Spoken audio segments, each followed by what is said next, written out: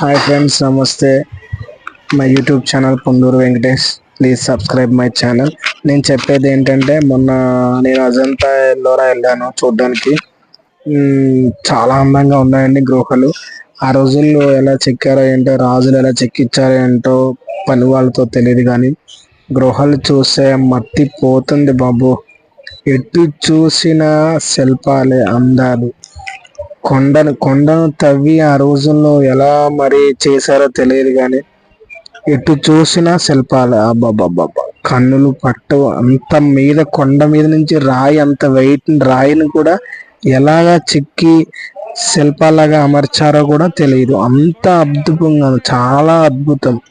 ఆ రాయి చూసారా, అక్కడ అంత వెయిట్ ని కూడా ఎలా ఎత్తారో ఆ రోజుల్లో తెలియదు. బాబా, మహానుభావులు. చాలా అందంగా ఉన్నాయి. ఎటు చూసిన గృహాలు చాలా అందంగా ఉన్నాయి. గృహ గోడల మీద కూడా దేవుడు చిత్రపటాలు కూడా వాళ్ళు చెక్కారు. చాలా అద్భుతంగా చెక్కారు.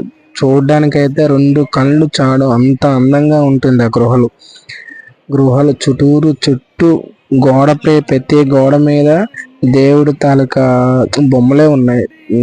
దేవుడు ఒక్కొక్క దేవుడి తాలూకు విశిష్టత కూడా అక్కడ చక్కగా కనిపిస్తుంది. అంత అమృతంగా ఉంటుంది. ఇంకా ఇకపోతే ఇటు శిల్పాలు చూసుకుంటూ అలా మా ఫ్యామిలీ అందరితో వెళ్తున్నాం. చాలా అందంగా, పిల్లలైతే మా వాళ్ళు చాలా ఎంజాయ్ చేశారు అన్నమాట. కానీ వాళ్ళందరినీ చూపించలేదు. వాళ్ళు ముందు ఉన్నారు, నేను వెనక నింపాదిగా వీడియో తీసుకుంటూ వస్తున్నాను. ఆ శిల్పాలు చూస్తుంటే మనం ఒక రోజు పని చేయడానికే అలసిపోతాము. వాళ్ళు ఎన్ని ఏళ్ళు పని చేసి ఉంటారు ఆ బొమ్మలు చెక్కడానికి. అందులో రాతి మీద ఇది చూసారా, ఈ ఏనుగులు ఉన్నాయి చూసారు, ఈ ఏనుగులన్నీ కూడా ఒక విగ్రహం మొత్తం కొండ గోపురాన్ని అంతా కూడా వాటి మీద ఉన్నట్టు ఉంటుంది ఒక సైడ్ నుంచి చూస్తే. ఈ సైడ్ చూస్తుంటే ఇటు సైడ్ మొత్తం అంతా దేవత ఫోటోలు, అందరు దేవతలే అంతా. ఇవన్నీ చూసేప్పుడు నాకు ఒకటి గుర్తొచ్చింది ఏంటంటే, వెంకటేష్ గారి సినిమాలో అమ్మో అమ్మా ఏమా ఎల్లోరా శిల్పమా రంభా ఊర్వశికైనా ఇంతందం సహజమా కనులారా నిన్ను చూసి అనే సాంగ్ నాకు గుర్తొచ్చింది. ఎందుకంటే ఆ సినిమా అప్పుడు షూటింగ్ అప్పుడే నా చిన్నప్పుడు ఒకసారి వెళ్ళాను. మళ్ళీ ఇది నేను సెకండ్ టైం వెళ్ళడం మా ఫ్యామిలీతో. కానీ ఏం చూసినా సరే మర్చిపోతుందండి. కానీ ఎల్లోరా శిల్పాలండి.